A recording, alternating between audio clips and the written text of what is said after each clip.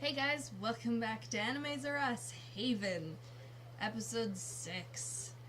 It's been a while, guys, so let's just hop right in and see if I remember where we are.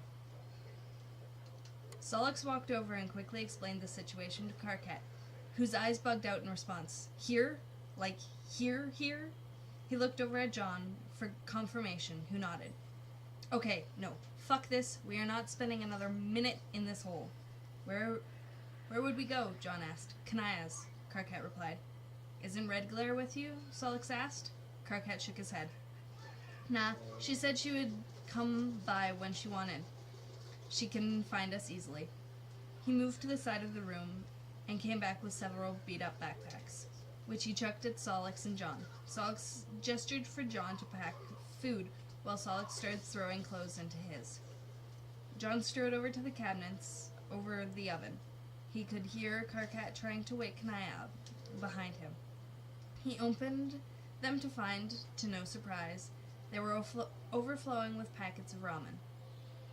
He stuffed as many packets as he could in the backpack, then zipped it up, hearing the crunch of dry noodles breaking. He turned back and saw that Karkat had persuaded Kanaya to her feet, though she was still leaning heavily on him. The three of them left quickly, Solix passcode locking the non-portable computers and shutting the lights off as they left.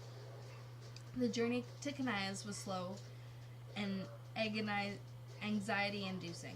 Every shadow seemed to appear as Mindfang's silhouette. They arrived safely, however. Kanaya was being half-dragged by Solix and Karkat.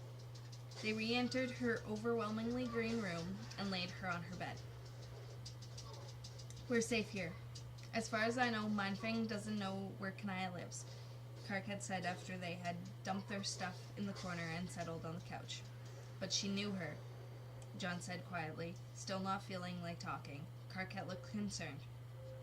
I don't know what that was about. Kanaya has never mentioned knowing her. John nodded, exhausted. It wasn't even midnight yet, and they had already had a run-in with a serial killer. Solix sighed and kicked at one of the many green carpets adorning the floor. This sucks. When the hell did you say Red Glare was gonna help? I don't know. She just said when she felt like it. I wasn't going to press her in case she changed her mind. Hopefully she'll show up in a day or two. A day passed. Nothing. Then 2, 3, 7, 13 whole days passed before there was any sign of this mysterious red glare.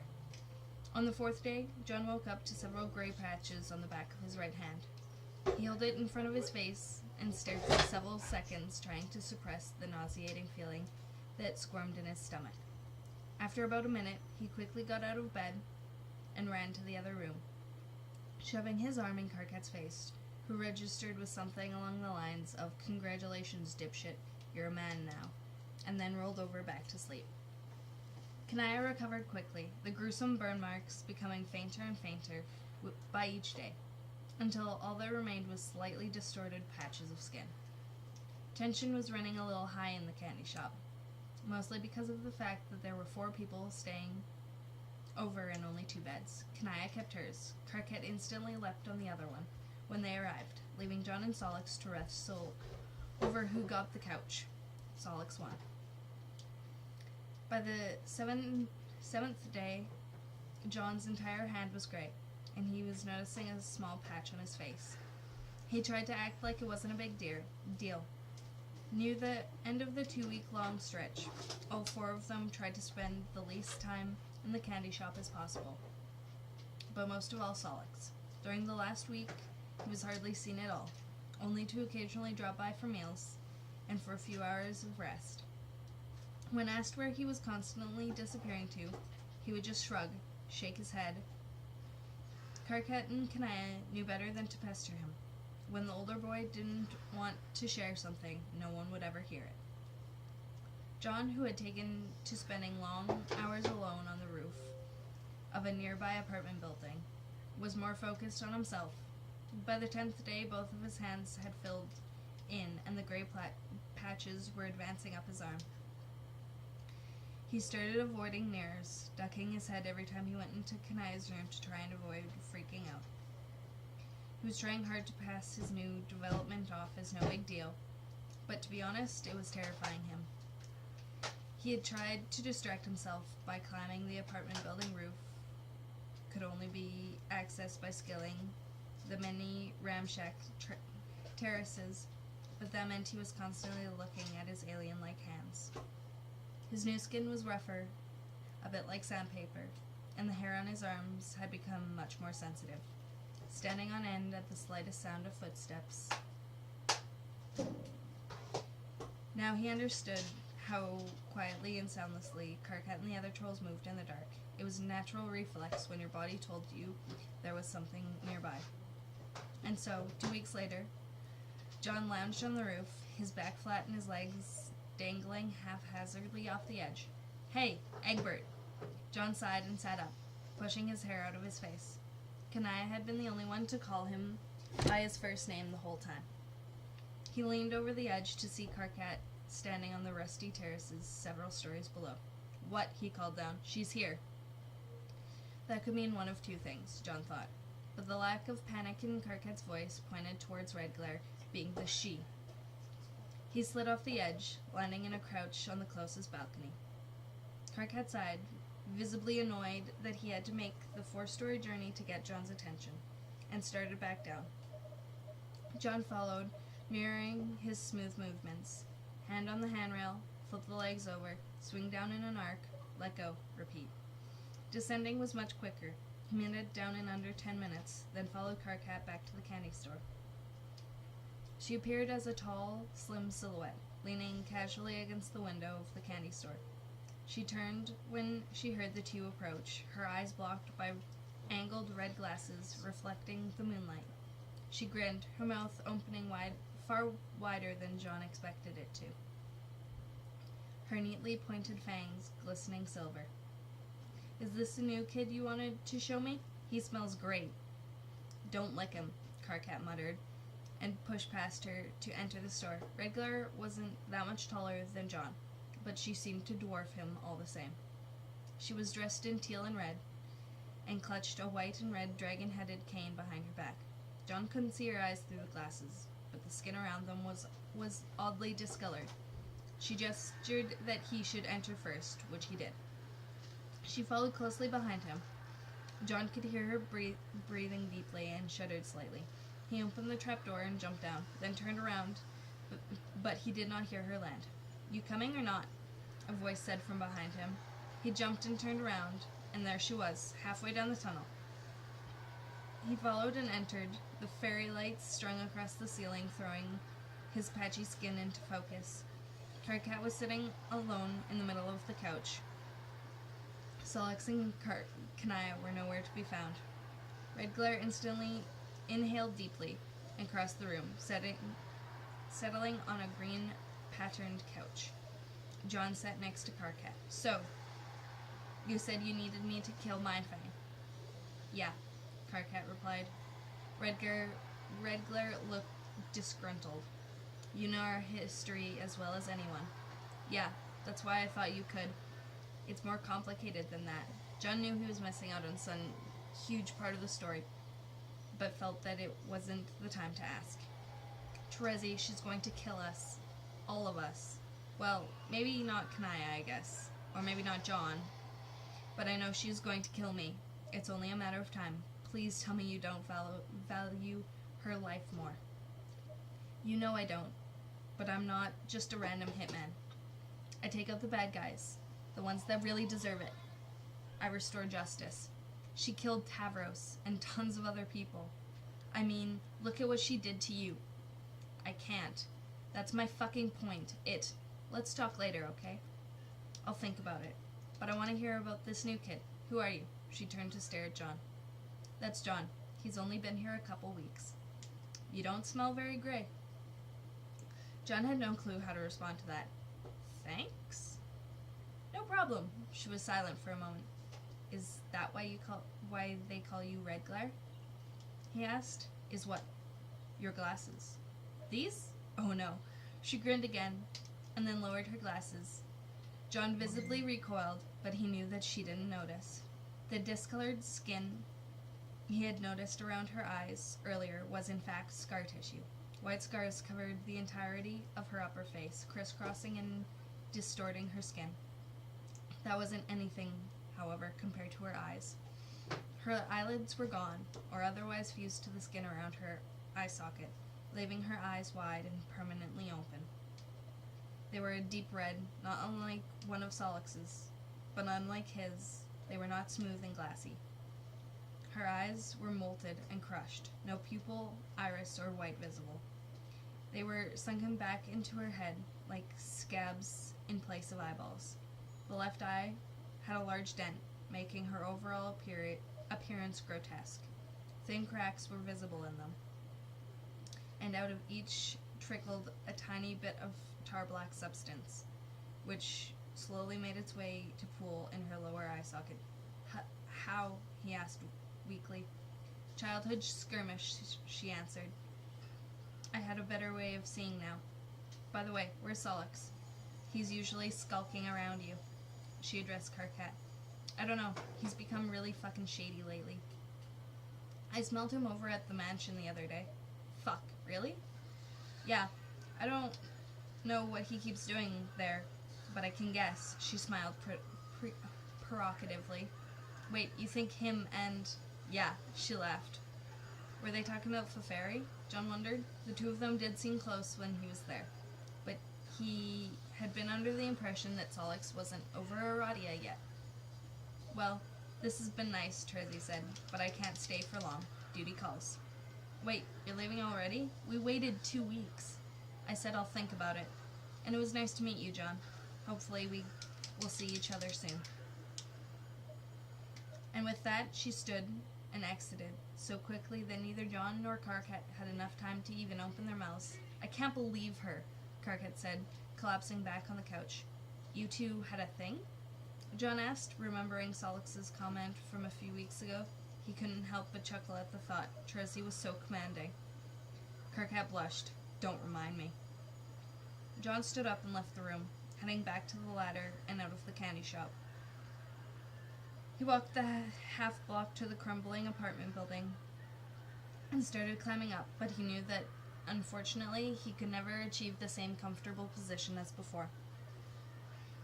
After about 20 minutes of climbing, he was about to flop down again when he spotted someone in a dark hoodie far below. After a second of squinting, he saw that, to his surprise, it was Solix, whom he hadn't seen in 2 days. He was walking backwards and wasn't alone. There was another figure, one John only vaguely recognized from his brief visit to the mansion. The kid was wearing a ridiculous purple outfit, but what was trotting across his back was an unmistakably large gun. The two of them seemed to be having some sort of argument. Solix had stopped backing up and was tensed. Their body language was hostile, and John wondered if he should intervene. He jumped down to the highest balcony and perched over the edge. The two had started slowly circling, still shouting at each other. Fast as lightning, the kid in purple whipped the machine gun around and pointed it directly at Solix's chest. John knew he was too far up for them to hear him, so he leapt into action, swinging over the side of the railing. His feet hadn't even touched down on the concrete before he heard a gunshot. His stomach lurched as he landed in a crouch and turned around slowly, expecting to see Solix laying on the pavement. However, as he squinted down into the darkness of the street, a different scene met his eyes. Solix was on his knees, a girl draped over him. Her hands were clasped to her chest, head down, face towards Eridan, as if to protect Solix from him. She was wearing a white shirt that John could see was rapidly turning fuchsia. He recognized her as the peppy, sweet girl that Karkat had introduced him to a few weeks ago. She must have run between them, John thought, a pit growing in his stomach. Solix had his arms around her, his hand moving to cover hers, his face buried in her hair. Eridan had not moved, but his gun had fallen from his hand onto the pavement. He didn't seem to notice. John felt his knees slowly give way as he slid to the ground, pressing his face forward against the rusty bars of the balcony to see. Solix was rocking back and forth. Slowly, Pfeffery's hands fluttered against her chest. The blood had covered the front of her shirt and was running down her side in small rivers, pooling on the dark ground. And then, as quickly as it happened, it was over. Solix lifted Pfeffery's body gently off his lap and stared at it. Airden seemed to come out of a daze and slowly turned, walking back towards where they had both come. He made it barely 5 steps before Solix was upon him, tackling him to the pavement and started to throw punches. He was yelling something John couldn't understand as the two boys wrestled and fought, until suddenly Airden reached for something in his pocket, moving too fast for John to see. But half a second later, Solix started screaming, John was 11 stories up, but he heard this strangled yell loud and clear.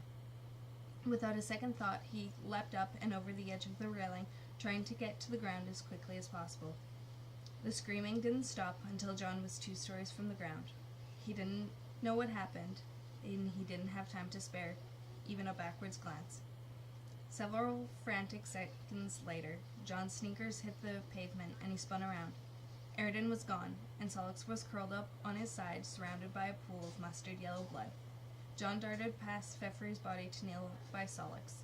His hands were pressed over his face, covered in blood, and he was whimpering softly. John's breath was coming quickly. He didn't know what condition Solix was in, and he knew that he couldn't lift him by himself. "Karkat!" John yelled, straining his voice as he raced towards the candy shop. John. He skidded to a stop to see Kanaya exiting an alleyway in front of him, looking concerned. "What's wrong?" "Solix, I need your help." "Come on," John said quickly, sprinting towards the apartment building. Kanaya followed, looking confused, but matched his pace nonetheless. "Oh my God," said Kanaya. Before John could even see the bodies through the darkness, she ran straight to Solix and immediately hoisted him to his feet by his left elbow. John grabbed his right. He cried out, but he still didn't remove his hands from his face. Blood was dripping down his chin and running down the front of his shirt. Together, the 3 of them stumbled down the dark street, Kanaya and John focusing on moving as fast as they could. Solix's hands were still firmly clasped to his face. By the time the candy shop came into view, and standing outside of it, looking confused, was Karkat. He quickly being replaced by pure torture. He held the door open for the 3 of them to stumble in, at a loss for words. After a short but difficult trapdoor ordeal, they had hauled Solix into Kanaya's house, laying him down on the couch. Solix was panting, his hands firmly pressed over his eyes, and groaned every few seconds. "What happened?" Karkat asked weakly, staring down at Solix. "Airden. He killed Pfeffery too, and then, I don't know what he did. I couldn't see." Karkat shook his head and looked at Kanaya. "What do we do?" "We have to figure out what's wrong with him. Get him on the table. I'll be right back." Karkat and John ran over to the large wooden table in the corner of the room, sweeping the piles of fabric and half-finished clothing off the edge of the big pile. Karkat lifted Solix's upper body, while John grabbed his feet, and they shuffled over and set him down as gently as they could on the flat surface. Kanaya returned with a bright lamp, which she sat by his head. "We need to get his hands away from his face, Karkat. Can you?" Karkat reached over, a hand on each wrist, and yanked them both away. Solix screamed again, and Karkat pulled his hands to his side and pinned them there. Karkat made a horrified noise as he looked up at Solix's face. Kanaya's eyes widened. Solix's face was the last place John wanted to look right now, but even so he found himself peering over Karkat's shoulder. He could taste the bile in the back of his throat. Blood covered Solix's face, trickling down his cheeks like golden tears falling into his gaping mouth. All of that was coming from his eyes, or what used to be his eyes. He'd been half expecting them to look like Teresa's, crushed and dented, but instead they were gone. Gone was the wrong word. It would imply a clean, black, empty socket. A sliver of Solix's blue eye remained intact. The rest of it was piled in chunks and slivers. One piece was hanging out, dipping down towards his chin, still attached by a string of flesh. His red eye was in pieces, several of them seeming to have fallen out, so small black holes littered across the crisscross of red chunks. Solix strained, trying to break free of Karkat's grip. John was horrified as to how he could still be conscious, looking like he did. Kanaya was very still, staring down at the struggling boy with the broken eyes. "I need to get them out," she said quietly. "What?" Karkat breathed. "His eyes don't work anymore. I can't leave them in there. They'll get infected. It would kill him." "You can't possibly. We don't have anything that would work." Kanaya's jaw was clenched. "John, can you please go and boil some water? Karkat, try and keep him calm." John walked unsteadily away from the table towards Kanaya's camping stove on the other side of the room. "No, fuck no. We are not doing this. We don't have any fucking drugs or equipment. It'll kill him. Karkat, we don't have a choice. I'm not letting him die of another fucking infection of all things. No. And if he dies during the process, then I'll know that at least I tried to save his life." John had never seen Kanaya riled up before. She looked angry, extremely dangerous. Karkat exhaled sharply, but ceased arguing. Turning back to Solix, Kanaya disappeared into her room, and John could hear drawers opening and closing. She reappeared a few minutes later with several towels and small tools clutched in her hands. She laid each down on the table and pulled up a stool next to Solix's head. Karkat groaned again, looking at the array of objects she had produced.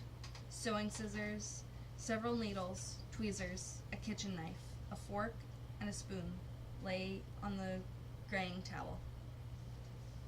Okay, guys, well, I think that's where I'm gonna leave it here, and I might or I might not cut out this part. It's very gruesome and detailed. So, I'll tell you next episode, guys. See you later. With the shotgun, fight till the war.